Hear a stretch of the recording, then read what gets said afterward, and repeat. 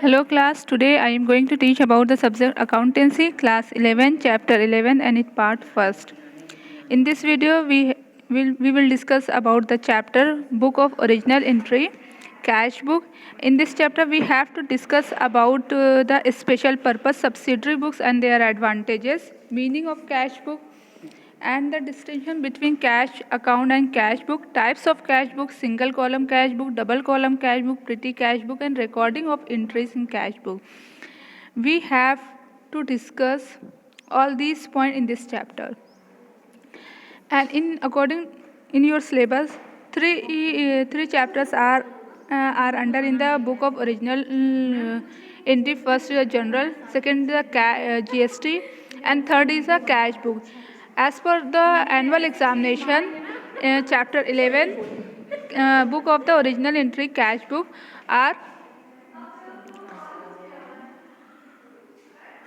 coming in your exam, annual exam. Cash book in the size of the business is small one.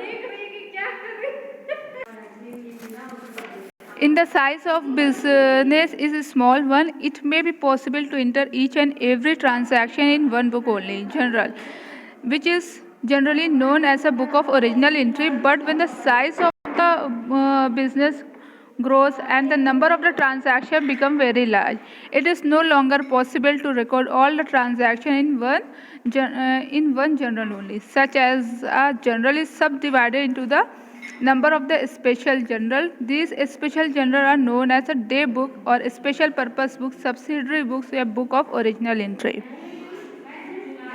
इस chapter में क्या है कि जब कैश बुक्स के प्रोस्पेक्टिव से जनरल अकाउंट को समझाया, बुक ऑफ ओरिजिनल एंट्री को समझाया गया, जब कोई भी बिजनेस बहुत ही स्मॉल साइज़ का होगा, मतलब उसकी साइज़ वो बहुत ही लार्ज लेवल पर वो बिज़नेस काम नहीं कर रहा है, वर्क नहीं करता, या उसका ट्रांजैक्शन इतने ब्रॉड नहीं होते, तो वहाँ पे सिर्फ एक ही बुक ऑफ ट्रांजैक्शन प्रिपेयर किया जाता है जिसमें सारे ट्रांजैक्शन रिकॉर्डेड होते हैं, वो है जनरल। और उसके अदर कि जब कोई भी ऑर्गेनाइजेशन या कोई भी बिजनेस बहुत ही लार्ज लेवल पर वर्क कर रहा है, जब कोई लार्ज लेवल पर वर्क करता है तो उसके ट्रांजैक्शन भी बहुत ज़्यादा होते हैं, एक दिन में कई ट्रांजैक्शन होते हैं, बहुत ही लार्ज अमाउंट के होते हैं, तो उस ट्रांजैक्शन को हर एक चीज़ को बहुत ही एकदम इफ़ेक्टिवली और एक्यूरेसी के लिए एक ट्रांजैक्शन बुक बनाई जाती है अलग, हर एक ट्रांजैक्शन से रिलेटेड एक अलग बुक।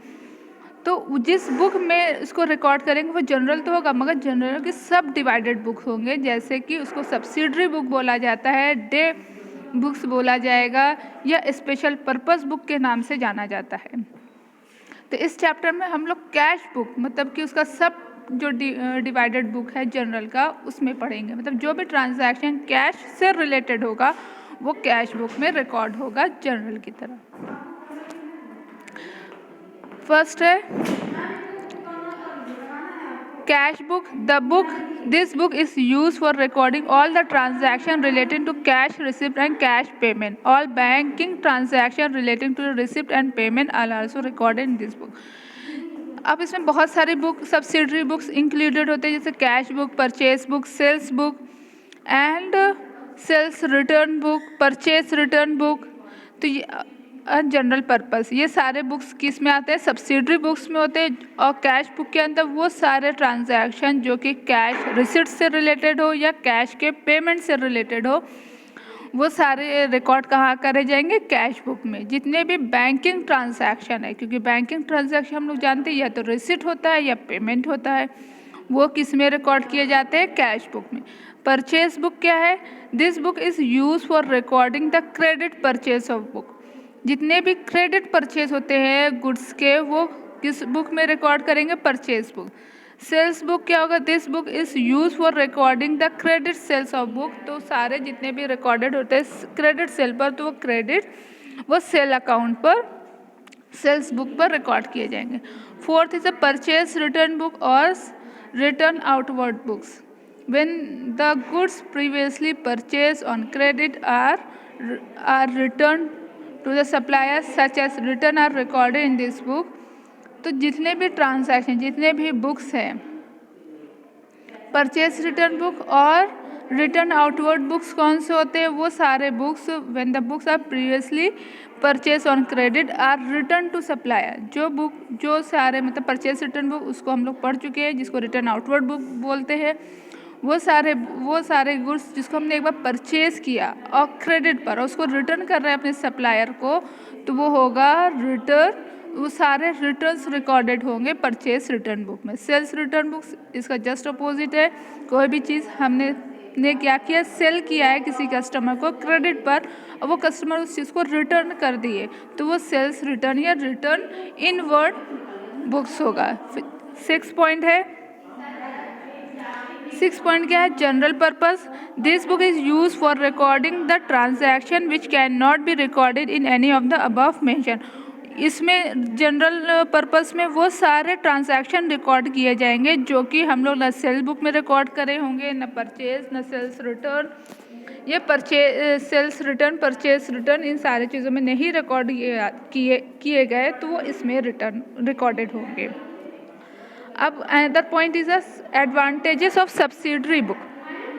हर एक बुक की एक एडवांटेजेस होती है। जैसे अभी तक हम लोग ने जनरल के बारे में पढ़ा, तो उसकी एक एडवांटेजेस है, वो भी क्रोनोलॉजिकल ऑर्डर में रिकॉर्ड किया जाता है, उसमें एक्यूरेसी होती है, वो डायरेक्ट सोर्स डॉक्यूमेंट से रिकॉर्ड किए जाते हैं और उसको वो बेसिक होता है हमारे लेजर के लिए। इसी तरह से इसके भी एडवांटेजेस है। पहला एडवांटेजेस है डिवीज़न ऑफ वर्क। हम लोग जानते हैं सब्सिडरी बुक किस पर्पज़ से प्रिपेयर किया जाता है, जब ऑर्गेनाइजेशन बहुत ही लार्ज होता है। सेकेंडली क्या है कि उसके जो भी ट्रांजैक्शन एक दिन में होते हैं वो कई बार ट्रांजैक्शन होते हैं, तो वो इस तरह से एडवांटेजेस ऑफ सब्सिडरी बुक के यही सारे के वर्क का डिवीज़न हो जाता है। एक ही बुक पर, एक ही जनरल पे हम सारे चीज़ को एंट्री कर दिया जाए, तो उसको जब सर्च किया जाए, जब कोई भी ज़रूरत ऑर्गेनाइजेशन को पड़े और उस सारी चीज़ों को सर्च करना पड़े, तो वहाँ पे टाइम टेकिंग हो जाता है। इसीलिए सारे चीज़ का पार्टिकुलर ट्रांजैक्शन की पार्टिकुलर बुक प्रिपेयर कर दी जाती है। जब भी कोई भी चीज़ हमको सर्च करना होता है, कुछ चेक करना होता है, तो डायरेक्ट हम सब्सिडरी बुक में जा करके उस पार्टिकुलर ट्रांजैक्शन के बुक पे जा करके वहाँ से वो चीज़ सर्च कर लेते थे। Since in the place of one journal subsidiary book are maintain according to the work can be divided among the number of person. Second है specialization and efficiency. When the same work is handled by the particular person for the considerable time, he required knowledge and expertise in it. He become more efficient in handling it. Thus, accounting is done more efficiently. अब इसमें क्या है specialization and efficiency कि word यहाँ पे specialisation and efficiency से ही हमको समझ में आ जाना चाहिए। जब भी कोई भी पार्टिकुलर सेम वर्क कोई भी एक एक्सपर्ट, एक पार्टिकुलर पर्सन एक कंसिडरेबल टाइम पर करता है, इसका मतलब कि उसके पास एक नॉलेज है, एक्सपर्ट है उस फील्ड में, तो उस चीज़ को करने के लिए जब वो वर्क को रिकॉर्ड करेगा तो वो जो अकाउंटिंग होगी वो बहुत ही इफ़िशियंट होगी। इसीलिए हर चीज़ को रिकॉर्ड करने के लिए एक एक्सपर्ट पर्सन होते हैं जो हर चीज़ को बहुत अच्छे से रिकॉर्ड करते हैं और वो इस चीज़ में एक एक्सपर्ट होते हैं, नॉलेजेबल पर्सन होते हैं। और वहाँ पे लैक ऑफ एक्यूरेसी जो होती है वो एक्यूरेसी ज़्यादा हो जाती है, मिस्टेक जो हो रहा है, एरर कम हो पाते हैं, सेविंग ऑफ टाइम। तो ये बहुत ही अच्छा है, मतलब कि मेन पॉइंट है एडवांटेजेस में कि टाइम को सेव करता है। जब भी हमको कोई भी चीज़ की ज़रूरत पड़ी, कोई भी रिकॉर्ड को देखना है, तो हम डायरेक्ट जा कर के उस बुक में रिकॉर्ड कर भी सकते हैं, रिकॉर्ड को चेक भी कर सकते हैं। इसमें टाइम, डेट सब मेंशन होता है। Availability of information. Since a separate book is maintained for each classes of transaction, information related to each class is available at one place.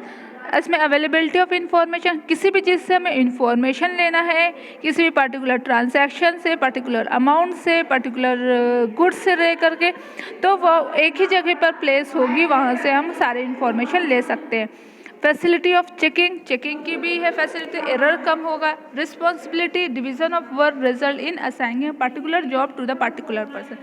जब किसी एक पार्टिकुलर पर्सन को पार्टिकुलर जॉब को assign कर दिया जाता है तो उसकी एक रिस्पॉन्सिबिलिटी हो जाती है, वो हर काम को बहुत ही इफ़ेक्टिवली करता है और जिससे कि एरर के चांसेस कम होते हैं।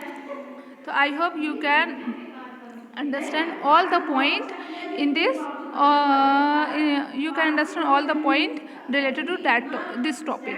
And the secondly we have to going to discuss about the cash book.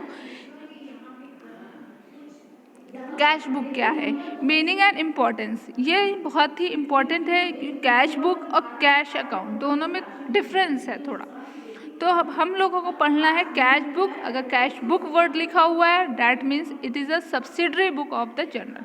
When the cash account word अगर कहीं पे भी लिखा हुआ तो इसकी मीनिंग क्या हुई कि it is a part of the ledger, ये लेजर का आ जाएगा जहाँ पे कैश अकाउंट वर्ड लिखा होगा।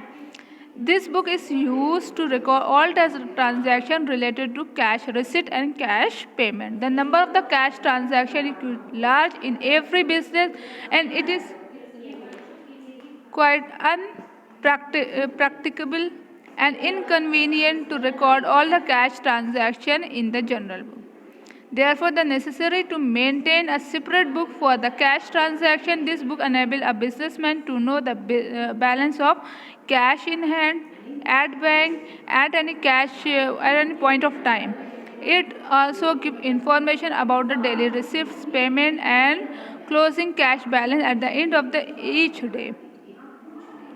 अब यहाँ पे कैश बुक के बारे में हम लोगों को पढ़ना है। कैश बुक है क्या, इस बुक के अंदर हम सारे ट्रांजैक्शन जो कि कैश रिसिट से है और कैश पेमेंट, कितना हमने पेमेंट किया और कितना हमको रिसिट मतलब कैश रिसीव हुआ, वो सारी चीज़ में रिकॉर्ड करना होता है। Number of the cash transaction is quite large in every business and it is a quite unpracticable and inconvenient to record all the cash transaction in the, मतलब जब जनरल बुक में सारी चीज़ जो है बहुत, जब हमारा ट्रांजैक्शन जो है नंबर ऑफ द ट्रांजैक्शन बहुत ही लार्ज होता है तो एक जनरल बुक में इन सारी चीज़ों को रिकॉर्ड करना बहुत ही इनकन्वीनियंट होगा और मिस्टेक के भी चांसेस ज़्यादा होते हैं। तो इसीलिए एक सेपरेट बुक प्रिपेयर कर दिया जाता है और उससे रिलेटेड सारे ट्रांजैक्शन रिकॉर्ड होते हैं। तो ये काम कैश बुक करता है। It also give information about a daily receipt, और ये बुक जो हमको इंफॉर्मेशन प्रोवाइड करता है कि डेली कितना भी कैश हमको रिसिट हमको मिला और कितना हमने पेमेंट किया and closing cash balance at the end of the each day, और हर एक दिन में क्लोजिंग बैलेंस कैश का कितना हुआ, ये सारी चीज़ हमको कैश बुक में पता चलता है। Cash book this a subsidiary book और and a principal book.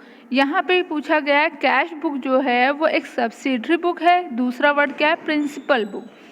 Cash book achieve a dual purpose, मतलब कैश बुक दोनों पर्पस, क्योंकि जब हम लोग लेजर अकाउंट प्रिपेयर करते हैं तो वहाँ पे हमको कैश अकाउंट प्रिपेयर करना है। अब इसमें बहुत सारी कन्फ्यूज़न आ जाती है कि कैश बुक और कैश अकाउंट में फ़र्क क्या है। दूसरी चीज़ कि अगर हम लोग सब्सिडरी बुक में कैश बुक बना ले, अगर मतलब सब जनरल में हम लोग कैश बुक बना ले रहे हैं तो लेजर में भी तो हम लोग सब चीज़ को सेपरेट ही तो करते हैं, तो वहाँ पे हम लोग कैश अकाउंट की क्या ज़रूरत पड़ती है। तो यही सारी चीज़ हमको बताना है। कैश बुक को कहा गया है ये अचीव करता है ड्यूल पर्पस, मतलब double purpose. It is both a subsidiary book of original entry and secondary principal book. When the cash book is maintained, transactions of each are not recorded in the journal, as all the cash transactions are recorded for the first time in cash book. It is therefore book of original entry. When the cash book is prepared and cash account in the ledger is not prepared. ये कहा गया है जब भी कोई transaction cash से होता है सबसे पहले हम उसको कैश बुक में प्रिपेयर कर लिए, और जब एक बार सारा ट्रांजैक्शन कैश बुक में प्रिपेयर हो गया तो इसका मतलब ये नहीं कि वो चीज़ भी हम लोग कैश अकाउंट जो है जनरल में वो कोई नेसेसरी नहीं है कि हम लोग कैश अकाउंट को लेजर में प्रिपेयर करें। अगर हम लोगों ने कैश बुक प्रिपेयर कर लिया तो it is not necessary to prepare the cash account in journal. In this way cash book represent the cash account, क्योंकि कैश बुक ही क्या रिप्रेजेंट कर रहा है, कैश अकाउंट को रिप्रेजेंट कर रहा है, and become a principal book of the account. और वही जब वो कैश अकाउंट को रिप्रेजेंट करेगा तो वो प्रिंसिपल बुक बन जाएगा किसी भी अकाउंट्स का। As such the cash book is an subsidiary book as well as the principal book. इसीलिए हम लोग इसको कहते हैं कि कैश बुक क्या है, एक सब्सिडरी बुक भी है और दूसरा एक प्रिंसिपल बुक भी है। I hope you can understand all the point about the cash book and features of the advantages of the subsidiary book. And the third topic is the difference between the cash book and cash account. तो इसको हम लोग next video में इन सारे चीज़ों को discuss करेंगे. उसके बाद हम लोग का टाइप्स ऑफ कैश बुक होगा, इससे रिलेटेड 1-2 क्वेश्चंस होंगे. I hope you can understand all the point. Thank you.